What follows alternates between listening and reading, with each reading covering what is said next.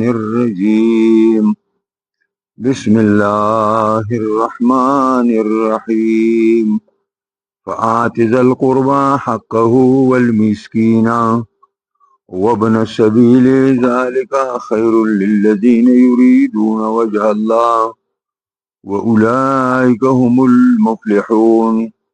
وما آتيتم من ربا ليربو في أموال الناس ولا يربو عند الله وما آتيتم من زكاة تريدون وجه الله وأولئك هم المضعفون الله الذي خلقكم ثم رزقكم ثم يميتكم ثم يحييكم هل من شركائكم من يفعل من ذلكم من شيء سبحانه وتعالى عما يشركون صدق الله مولانا العظیم. مخکې آیت کې الله پاک دا مسله ذکر کړه چې الله چاته پراخه او ډېر رزق ورکي، دا دغه امتحان کې دې شکر ادا کوي او کنه. بعضو خلکو باندې د رزق تنګي راولي، فقر و فاقه او غریبی راولي، او دا دې مقصد ابتلا او امتحانی چې دې په دې باندې صبر کوي او کنه کوي. نو په دې پسې الله پیغمبر اسلام ته او داغه امت ته دا حکم وکړو چې تاسو پر خپل مال او دولت کې د خپل خپلوانو کوم برخې دي نو هغه ادا کوي، او مسکینانو ته چې کم دی نو خوراک سکاک او زید او پناه ورکوي، او دارنګې مسافرانو ته پاغي باندې خوراک سکاک او هغوی له شپه یې ځای ورکوي. ځکه چې دا کم حقوق په شریعت او په اسلام کې په تاسو باندې لازم دي، نو دا که تاسو په دې عمل کوئ نو دا په رزق کې نه زیاتوالی راولي او نه تنګوالی راولي. د رزق زیاتوالی او د رزق کموالی د دې چابیانې د الله په لاس کې دي، د دې کنجیانې د الله سره دي. چې د الله سره دي نو تاسو بیا دا حقوق ادا کوئ. نو الله تعالی فرمایي پیغمبر مخاطب کوي او د پیغمبر په وجه باندې ټول امت ته خطاب دی. فآت ذا القربى حقه، پس ورکا، فآت مانا اعطي، ورکتا ذا القربى خاوندانو د خپل ولی ته حقه، حق داغوی څه حق دی؟ هغوی سره نیکی کول او هغوی سره خپلولي پالل. که هغوی تنګلاسي نو د هغوی سره تعاون او امداد کول. او دې نه دا پته ولګېده چې د خاوندانو د خپلولۍ هغه خپل چې هغه محرمي د هغې باقي د دادرسي دا په تاسو مالدارانو باندې لازم او واجب ده. اول مسکین ورکوي مسکین ته د مسکین حق هم، او د مسکین حق دا دی، دا د مسکین حق دی چې هغه ته خوراک ورکي، اسکاک ورته ورکي، او دارنګې د سر د پناه ځای وله ورکي. او مسکین هغه چاته وایي چې هغه د خپل خوراک سکاک مالک هم نه وي. او ابن السبیل دارنګې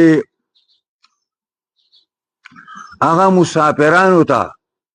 هم د هغې حقونه ورکوي. چې کله یو مسافر ستاسو ښار ته ستاسو کلي ته راشي او هېڅ یو تن نه پیژني، نو دغه حق دا دی چې هغه له د شپې ځای ورکوي، هغه له خوراک ورکوي، او که د جامو ورسره کمی و نو هغه جامې مو ته پوره کوي. که جمع دی نو بستره وله هم ورکه. دا معنی او بیا الله رب العزت او فرمایل ذالکا دا اعطاء او دا ورکول د حقوقو دا ډیر غوړه دي دې کې ډیر لوی خیر دی او بشرطه کې چې دا د الله رب العزت د رضا د پاره د الله د رضا د پاره که چرته دا خرچې ته نوم ناموس د پاره کې دا ته د ریاکارۍ د پاره کې نو دې بیا زهره باره قدر الله سره نشته او الله په دې باندې تعالی هیڅ بدل نه درکوي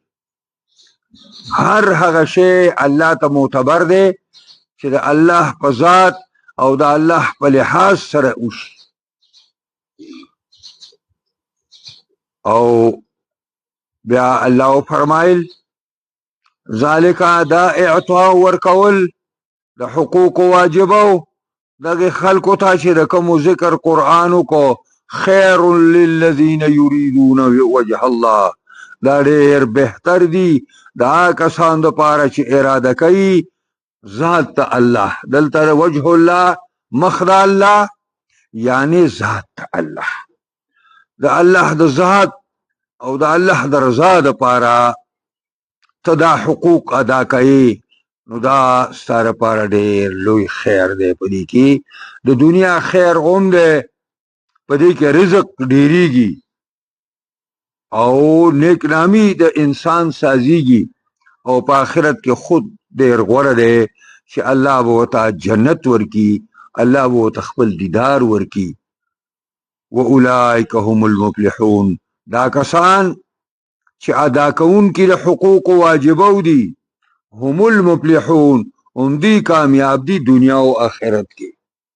د دنیا او د آخرت کامیابی د دغه خلکو دي دنیا هم د کامیابی شولا ځکه چې الله په لار کې ورکړه کې نو الله انسان ته یو په لس باندې بدلی ورکوي نو چې ته حقوق واجبه ادا کوي نو الله ستا په مال کې اضافه په دې دنیا کې هم کوي نیک نامی هم ستا حاصله شولا او تابانی با چې خلق بدګماني کوي دا غینم خلاص شولي او آخرت کې خود به خود کامیابی ده وما آتیتم من ربا هغه چې تاسو ورکوي د زیاتی مال نه لیربو فی اموال الناس دې لپاره چې تاسو زیاته حاصل کوي په مالونو د خلکو کې نو فلا يربو عند الله دا د الله سره نډیریږي او ما آتیتم من زکات هغه چې تاسو ورکوي د زکات نه تريدون وجه الله او په دې زکات ورکول کې تاسو د الله رضا مطلبي او د الله خوشاله کول مطلبي نو فاولئک هم المضعفون دا کسان اومدي دوچندې حاصلون کړي دوی بشمار اجرونه د اجر د پاسه اجر او د اجر د پاسه اجر د دې حاصلې الله رب العزت په لار کې چې ته په اخلاص باندې ورکول کې یو په او الله ورکي یو په او دا ډېر ادنا زیاده دا بدله د یو په یو په لسبانی ورکي او یو په او سوم ورکي یو په او زرم ورکي بس اخلاص لا اعتبار دی چې څومره اخلاص زیاتو دومره به اجرونه زیاتی بس نو یو د دې آیات مطلب دا دی چې یو سودی نظام دی او یو د زکاتونو نظام دی دا موږ چې په پاکستان کې د کم نظام د پاره کوشش کوو دا د صدقاتو نظام دی او دا موږ باندې چې په پاکستان کې لاګو دی نو دا د سود نظام دی او د دې په باره کې الله پر قرآن کې بل ذکر دا فرمایي دي چې یمحق الله الربا الله تعالی سودی نظام ګټاوي هغه تاوانی کوي او ويربي الصدقات الله نظام د زکاتونو ته ترقی ورکي. کدی پاکستان ته وګوره چې دا پاکستان په کم اور سازیده یو روپۍ قرض پینو یوا دا زمنګ د سربراهانو چې دا سودونه د امریکای او د يهودو نه راو چلول او داګه په وجه ولسترګي ښکته کړي حق ویلیم نشي. نن د پاکستان د شپې چې نن د یو مشوم بچی چا شوی دی په پاکستان کې هم 3 لک روپۍ قرض داري. قرآن چې کومې خبرې کوي دا کانی کرخه ده چې یمحق الله الربا ختمی الله پاک سودی کاروبار ګټاوي تاوانی کوي الله پاک او یربی الصدقات ترقی ورکوي الله تعالی نظام د زکاتونو یو په و باندې درکوي یو په ولسه درکوي یو په وسوي درکوي یو په وزره درکوي یو په ولکه درکوي. نو وما آتیتم من ربا هغه چې تاسو ورکوي د سودونه او دا سره پاره ورکوي لیربو فی اموال الناس چې تاسو لیربو لیکسرو چې زیات حاصل کوي تاسو په مالونو د خلکو کې دا پیسې ورکي او بیا ته راغی کال تیر شینو الکه به زما واستانه ته ګوره پوره شوخه او یا به وزه چلو کې چې ما ته بخپل پیسې راکې او سود بم راکې او یا به تا مالا چې کم دینو 10% راکاو نو اوس براله 20% سود راکې. نو فلا يربو عند الله په ظاهر کې هو بتلا غټاو کې خو فلا يربو عند الله دا د الله سره نډيري. د مولانا شبیر احمد عثماني دی یو مثال بیان کړی دی. وې دې سی مثال دی چې سړی دا ګردې خراب شي نو دا بدن وپړسي چې بدن وپړسي نو په ظاهر کې د خپې مغټي غټي یو د لاسونه مغټ غټي یو د بدن مغټ غټي او دا هغه ته د مرګ پیغام دی. د قصې سودي نظام په ظاهر کې چې کوم دی دا سړی ته داسې ښکاره کېږي چې دا ګټور دی او دا پیسې ګټي او دا کوي او پټ لاګي. دا قصې مثال دی لکه دغه سړي چې دا بدن کې ورم راغلی دی او پړسوب راغلی دی پیږی پرې باندې د قصې مثال دی. نو فلا يربو عند الله دا نه ډېرېږي دا الله په دربار کې بلکې دا الله ګټاوي.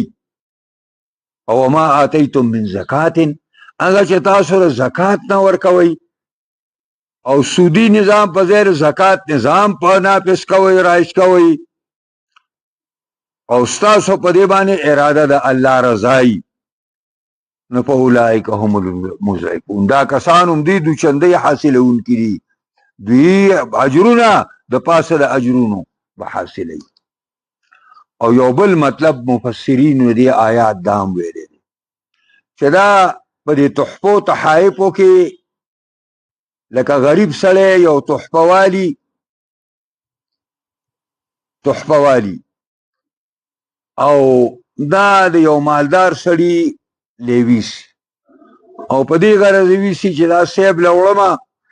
نو صاحب به مال زیات راکړي نو چې حلال شي نو هغه دا قبول کړي او دله زیات شی ورکړي. نو دا مباح کار دی جایز کار دی اگر چې ثواب په دې نه ملاوي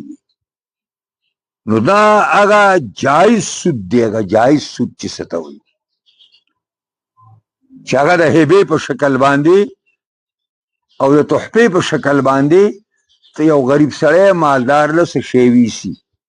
او دا هغه ډېر مالدار چې کوم دی هغه یو ډېر لوی شی ورکړي نو دا خو دا زیات مال حاصل کو زیات مال خدا هم د الله سره نه ډېرېږي ځکه چې دغه څه ثواب او اجر نشته نور دا جایز دی. او د دې په مقابله کې چې تاسو کوم زکات ورکوئ او هغې باندې د الله رضا مقصدي نو هغې باندې تاسو الله تعالی د دوشندۍ ثوابونه تاسو له درکوي. نو دا معنی هم مفسرینو کړې یوه ترجمه دا هم ده چې دا په تحفو تحایفو کې دی او دا یو قسم لا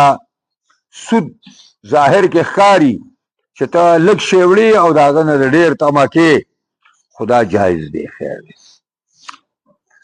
الله الذي خلقكم، الله هغه ذات دی چې پیدا کړي دي تاسو لرا. تاسو نه وای، عدم وای، تاسو الله تعالی پیدا کړی. او څنګه پیدا کړی؟ نو تاسو نطفه وای، بیا علاقه شوي، ساس کې د وینې شوي، او د مور په رحم کې د مور د رحم په هغه چنه پورې او په هغه طرف پورې نښتې وای، او لږه زمانه بعد بیا غوښه شوه او د غوښې نه هډوکي شو، او په هډوکو باندې پوستکي رالل او غوښه پرې رالله، او بیا 4 میاشتې بعد پای کې بیا روح پوک وهلی شو او د هغې نه دنیا ته رالی. دا ټول الله وکړو. ثم رزقکم، بیا د الله تاسو له روزي درکوي. دغه ماشوم ته وګوره، هغه دپاره د روزۍ څه انتظام برابر کړی دی. د مور په سینه کې ورته چینې لګولي دي د پیو، او د هغې نه وله رزق ورکوي. هغه مور لی د کوم ځای نه رزق ورکوي، هغه پلار لی د کوم ځای نه رزق ورکوي. دا د دې دپاره چې تاسو کې نمو او غټوالی راشي او ستاسو باډۍ برابر شي، باډیدار شئ. او د دې نه وروستو چې کله تاسو خپل ټیم په دې دنیا کې پوره کوي، نو ثم یمیتکم، بیا به وجني الله تاسو لرا عند آجالکم، عند تمام آجالکم، په وخت د ختمېدلو ستاسو د عمر کې. او بیا کله چې الله غواړي ثم یحییکم، پس د هغې نه به بیا الله تاسو را ژوندي کوي په قیامت کې. اسرافیل علیه السلام ته به ووایي چې اسرافیل یو پوکی وله ورکه، او هېڅ باندې هر څه به ختم شوي، او بیا به د ځمکې نه دا خلک داسې راوخیږي لکه خریړي چې راوخیږي. نبی علیه السلام وایي لومبی به زه راپاڅمه او د خپل سر نه به خاورې څنډمه، او چې ګورم موسی علیه السلام به د عرش په خپه پورې نښتی او ولاړ به. نه پوهېږم چې دا بېهوشي په ده راغلې نه ده، که نه ما نه مخکې راپاڅېدلی دی، او که نه ده راغلې، ځکه چې د باندې په کویتور کې یو ځل داسې بېهوشي راغلې وه. بیا الله فرمایي هل من شرکائکم، آیا شته ستاسو په دغه بوتانو کې او ستاسو په دا جعلي او مصنوعي خدایانو کې داسې څوک شته من یفعلو من ذلکم من شیء، چې وکي د دې کارونو نه چې پیدا کول دي، بیا رزق ورکول دي، بیا وجل دي،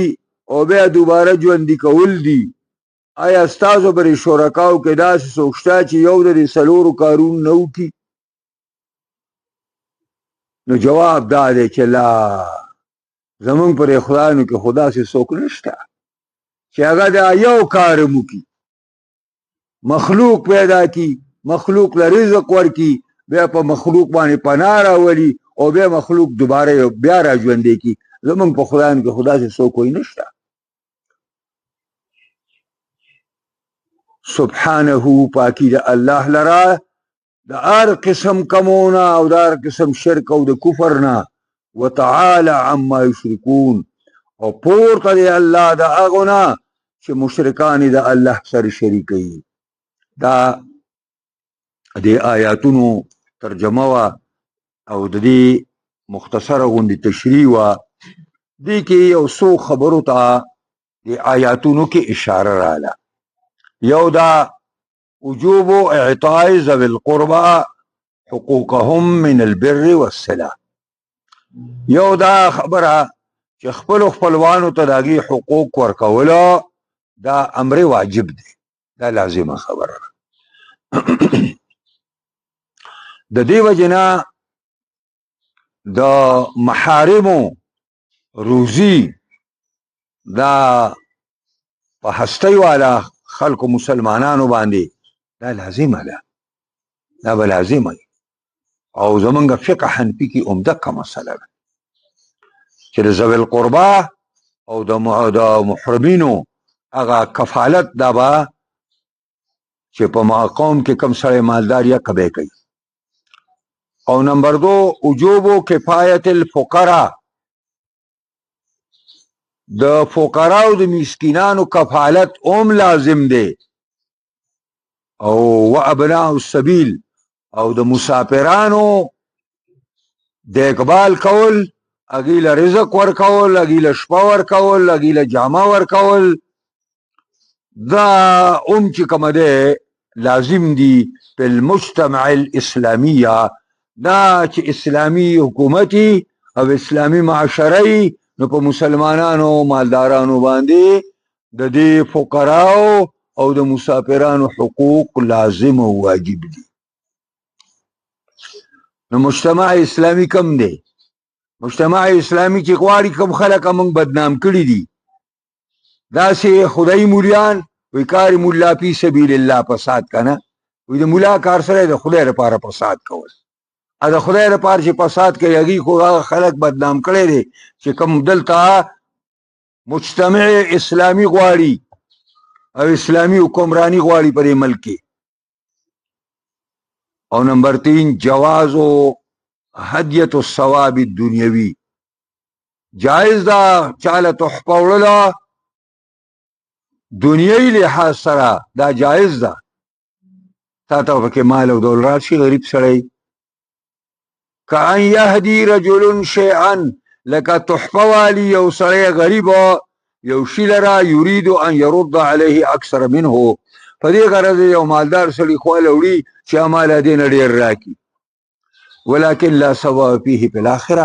اخرت په لحاظ سره پرې کې ثواب نشته او جائز دی. نو دا قسم ته هدی دا جائز دی او دې ته هدیه ویل کیږي او دې ته هدیه الثواب هم وایي. خدا رسول الله صلی الله علیه وسلم باندې حرام ده، نبی علیہ السلام نه الله بند کړی ده. الله په قرآن کې پیغمبر ته وی ولا تمنن تستكثر، ولا تمنن تچا سره احسانات مکوا چې ته دا غنه تم د ډیرو کوي، ښکارا معنی ده کړه. دا جزائریم دا آیات دغه آیات پیش کړی دی او مولانا شبیر احمد عثماني فواید کې برا پیش کړي چې رسول الله صلی الله علیه وسلم باندې ممنوع ده چې د رسول الله صلی الله علیه وسلم چاته یو شی په دې نیت باندې ورکی چې ماته د نه ډیر سره شي، نه، هغه ممنوع دی چې ولا تمنن ته احسانات مکوا په دې نیت باندې تستكثر چې تراغې نه زیات او غواړي دا غنه. او نمبر 4 بیان و مضاعفت الصدقات، په دې آیاتونو کې دا امراله چې صدقات او زکاتونه ورکول په دې باندې اجرونه دنیا او آخرت کې دوچن ملاويږي.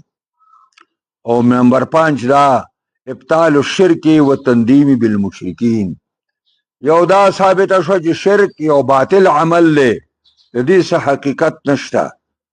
او دویم زورن مشرکانو ته الله ورکړه او بین جهلهم و زلال عقولهم، او په دې آیاتونو کې الله د مشرکانو جهالت او ناپوهی ذکر کړه او دا رنګي داږي گمراهی د عقلونو چې داږي عقلونه خطا شوي دي. الله دې موږ او تاسو په قرآن عظیم شان کتاب باندې پوهه کی او دې سره سره دې الله رب العزت موږ له دې باندې کامل مکمل عمل کولو توفیق راکړي. قرآنی نظام د شریعت نظام دی الله په تمام جهان کې خاص کر پاکستان کې راولي، دې له سو کار کوي الله دې کامیاب کی، سو کې مخالفت کې الله دې ورته هدایت کی، کبد قسمت ای الله دې تباہ کی. الله دې زموږ ټول ناراضي شي، مشکلات د دنیا او د آخرت دې الله زموږ حل کی، خاتمه دې الله زموږ ټول په ایمان کی. سونه زموږ مشران وفات شوي زنانه نارینه مشران کشران او د عام مسلمانانو چې سونه مردگان دي الله دې ټول وبخي، سونه د مسلمانانو بیماران دي الله دې ټول شفا کامل. دنیا کې چې په مسلمانانو باندې کم ځای کې ظلم او بے انصافي ده، الله دا ظلم او بے انصافۍ نه اخلاص کې او هغه بے انصاف او ظالمان تباہ او برباد کې. یا الله زموږ ټول په حالت باندې رحم وکړي، خاتمه زموږ ټول په ایمان کې.